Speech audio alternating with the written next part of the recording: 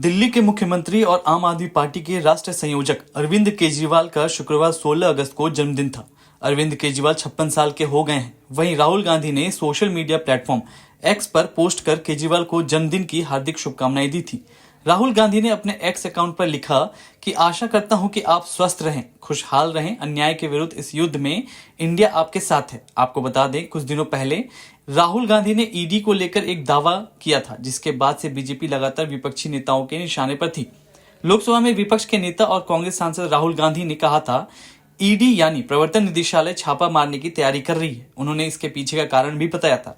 राहुल गांधी ने social media platform x पर एक पोस्ट में दावा करते हुए कहा था कि मैंने जो संसद में चक्रव्यूह वाला भाषण दिया, उसके बाद मेरे खिलाफ तैयारी हो रही है। राहुल ने बजट 2024 को लेकर अपने भाषण में भाजपा के 21वीं सदी के चक्रव्यूह का जिक्र किया था। राहुल ने कहा था कि मैंने जो संसद में भाषण दिया था, उसके कारण 2-in-1 को मेरा चक्रव्यूह वाला भाषण अच्छा नहीं लगा और ईडी के अंदरूनी सूत्र ने मुझे बताया है कि इसी कारण रेड की प्लानिंग की जा रही है। राहुल ने इसी के साथ ईडी को टैग करते हुए लिखा, चाय और बिस्किट मेरी तरफ से, आपका खुली बाहों से स्वागत है।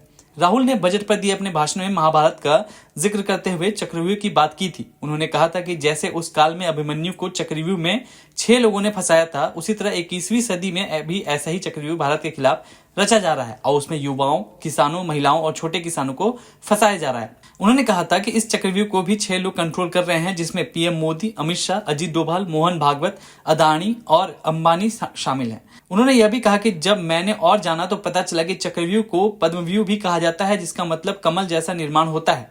उन्होंने कहा कि इसी का चिन्ह पीएम मोदी अपने सीने पर लगाकर घूमते हैं। इसके बाद अभी कुछ दिनों फिर से खबर आई कि राहुल गांधी से पूछताछ के लिए ईडी तलब कर सकती है। खबर आई है कि प्रवर्तन निदेशालय जल्द ही कांग्रेस की ओर से संचालित नेशनल हेराल्ड अखबार के मामले में मनी लॉन्ड्रिंग जांच में पूछताछ के लिए लोकसभा में विपक्ष के नेता राहुल गांधी को तलब कर सकती है। इस घटनाक्रम से परिचित सीनियर अफसरों ने इस बात की पुष्टि की है। हिंदुस्तान टाइम्स के रिपोर्ट के मुताबिक कुछ सीनियर अफसरों ने नाम न उजागर करने की शर्त पर बताया कि कांग्रेस नेता फिर से पूछताछ की जरूरत पड़ सकती है, क्योंकि एजेंसी अनियमितताओं की अपनी जांच पूरी करना चाहती है। इस मामले में एजेंसी पहले ही 751 करोड़ रुपए की संपत्ति जब्त कर चुकी है। रायबरेली के सांसद से इससे पहले जून 2022 में ईडी ने 4 बैठकों में करीब 40 घंटे तक पूछताछ की थी। उनसे यंग इंडियन प्राइवेट लिमिटेड के दैनिक कामकाज में उनकी भूमिका के बारे में पूछताछ की गई थी। इस कंपनी में वह अपनी मां सोनिया गांधी के साथ हिस्सेदार हैं। स्पीकर सर, हजारों साल पहले हरियाणा में कुरुक्षेत्र में एक युवा को, अभिमन्यु को 6 लोगों ने चक्रव्यूह में मारा था। 6 चक्रव्यूह में फंसाकर मारा था। सर, चक्रव्यूह के अंदर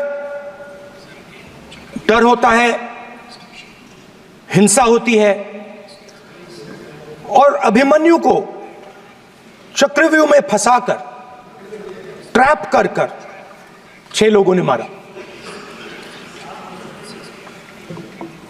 मैंने चक्रव्यूह के बारे में थोड़ी रिसर्च की और पता लगा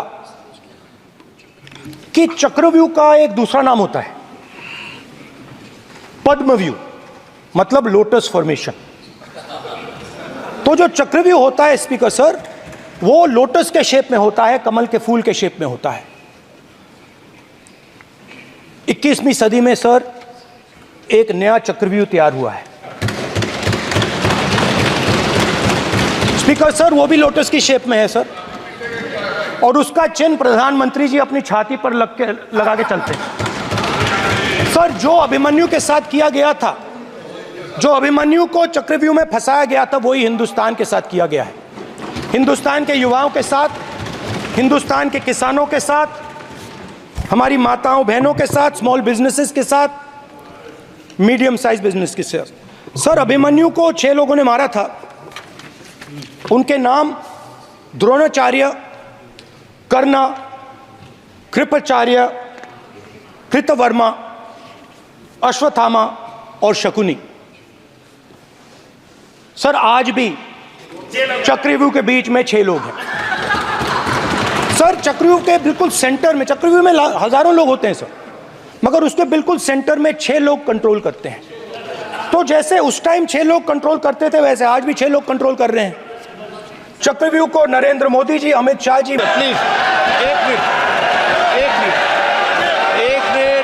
मिनट प्लीज। नहीं सब बोलने दीजिए। हाँ, आप बैठिए। माननीय सदस्य, आप संवैधानिक पद पर हैं। आपके कई माननीय सदस्यों ने यहाँ पर मुझे लिख कर दिया है कि जो माननीय सदस्य का सदस्य नहीं है उसका नाम नहीं लें। आपने लिख के दिया है। नो, आपने क्या आप उसकी पालना करना चाहते हो? स्पीकर सर गलत। मैं माननीय स्पीकर सर एक minute, hold on. Speaker sir, अगर आप चाहते हैं तो मैं एक मिनट मैं प्रतिपक्ष के नेता से ये तो अपेक्षा करूंगा सही कि वो सदन की नियम मर्यादा को बने, ये अपेक्षा करता हूं। आप चाहे नहीं करें पर मैं अपेक्षा करता हूं। नहीं सर, मैं अगर आप चाहते हैं सर, मैं फिर माननीय सदस्य आप अगर आप चाहते हैं सर, प्लीज। मैं नहीं चाहता, सदन के नियम प्रक्रियाओं से सदन चलता है। अगर आप कहते हैं मैं निकाल देता हूं। नो मैं तीन ही नाम यूज करूं। नहीं माननीय सदस्य, नहीं कहा। और आप video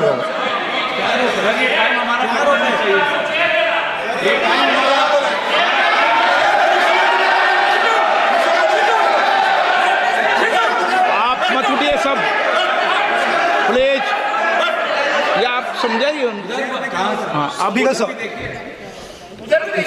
Speaker sir, the Chakravyuh that has captured India has three forces behind it. First is the idea of monopoly capital, that two people should be allowed to own the entire Indian wealth. So one element of the Chakravyuh is coming from the concentration of financial power. The second element, sir, मैं budget को explain कर रहा हूँ sir, मैं आ रहा हूँ, वहीं आ रहा हूँ sir. So one element is financial power. The second element is the institutions, the agencies, CBI, ED, Income Tax Department of this nation, and the third is the political executive. Speaker sir, these three together are at the heart of the Chakravyuh, and they have devastated this country. Speaker sir, my expectation was that this budget would weaken the power of this Chakravyuh, that this budget would help the farmers of this country, would help the youth of this country, would help the laborers, the small businesses of this country. But what I have seen is that this budget, the sole aim of this budget, iski jo niyat hai, it is to strengthen this framework, the framework of big business, monopoly business, the framework of a political monopoly that destroys the democratic structure, and finally the framework of what one can call the deep state or the agencies. And the result of this has been the first पहला काम इस चक्रव्यूह ने क्या किया, जो हिंदुस्तान को रोजगार देते हैं, स्मॉल एंड मीडियम बिजनेसेस हैं, जो करोड़ों युवाओं को रोजगार देते थे, उन पर इस चक्रव्यूह ने आक्रमण किया. कैसे किया? नोटबंदी, जीएसटी और टैक्स टेररिज्म. आप लोग आतंकवाद की बात करते हो. पूरे देश में अगर कोई भी व्यक्ति छोटा बिजनेस चलाता है तो रात को उसको फोन कॉल आता है इनकम टैक्स डिपार्टमेंट से, जीएसटी से, और टैक्स टेररिज्म का वो शिकार बनता है. इस टैक्स टेररिज्म को रोकने के लिए बजट में आपने कुछ नहीं किया है. तो टैक्स टेररिज्म के कारण और ये जो आपकी नीतियां हैं, जो आपने कोविड के समय बड़े बिजनेसेस की मदद की और जो स्मॉल एंड मीडियम बिजनेसेस थे उनको खत्म किया, उसके कारण आज हिंदुस्तान के युवाओं को रोजगार नहीं मिल सकता है. और आप हमसे जुड़े रहने के लिए सब्सक्राइब करें YouTube पर, फॉलो करें Twitter पर और लाइक करें Facebook पर. और ज्यादा जानकारी के लिए आपको टाइप करना होगा सिर्फ न्यूज़ नशा.